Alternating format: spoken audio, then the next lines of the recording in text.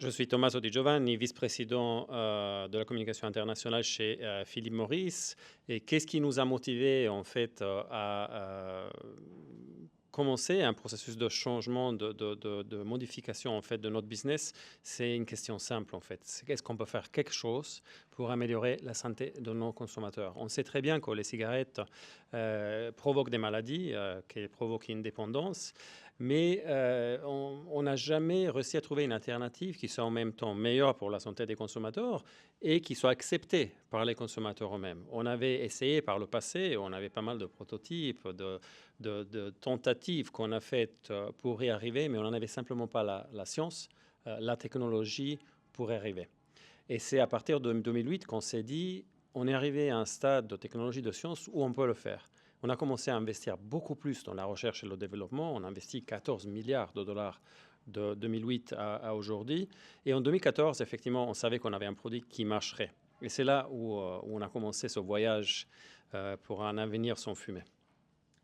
La vision est assez simple à la fin, c'est faire en sorte que tous ceux qui n'arrêtent pas de fumer, qui restent la meilleure chose à faire pour la santé de quiconque, en fait, passent sur des alternatives qui sont bien meilleures pour leur santé, des alternatives qui ne produisent pas de la fumée, parce qu'elles ne brûlent pas le tabac ou quelconque autre substance, et que donc sont capables de produire 90-95% au moins de substances toxiques. Voilà, il s'agit des cigarettes électroniques, de tabac chauffé, de pochettes de nicotine. C'est la dernière, en fait, dans la famille de ces alternatives, les pochettes de nicotine, qui ont un grand avenir, à mon avis. On l'espère, mais ça ne dépend pas que de nous. Déjà, on est à un stade où on atteint un niveau, avec ces produits, un niveau de vente qui est exceptionnel.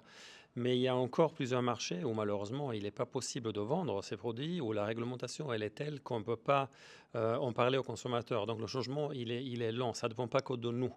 Mais clairement, notre objectif à terme, c'est remplacer toutes les cigarettes avec des produits meilleurs pour la santé des consommateurs. Après, comme j'ai dit, ça ne dépend pas que de nous. Bah, le principal défi, en fait, c'est convaincre les consommateurs. On vient de décennies d'informations contre l'utilisation des cigarettes qui créent malheureusement de la confusion. Je vous fais un exemple.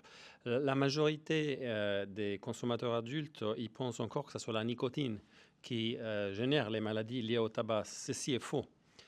Mais il faut faire en sorte qu'ils comprennent des concepts clés comme celui-là pour qu'ils passent à des alternatives sans fumée. L'autre défi, clairement, c'est convaincre les autorités des gouvernements autour du monde à faire en sorte que la réglementation facilite le changement. On a encore malheureusement des pays qui interdisent ces produits, d'autres qui ne facilitent pas l'adoption. Mais on a aussi des pays qui sont innovants, comme la Nouvelle-Zélande, comme le Royaume-Uni, comme les États-Unis, qui au contraire voient le potentiel en termes de santé publique et sont en train d'encourager leur changement. Mais je pense en tout cas que le verre est à moitié plein, dans le sens qu'on a déjà 40 millions de consommateurs qui ont adopté notre produit de tabac chauffé. On en a une grosse pourcentage aussi aux États-Unis et ailleurs qui ont adopté les pochettes nicotiniques. Donc le changement, il est en route et à mon avis, on ne va pas pouvoir l'arrêter. Et c'est du changement positif.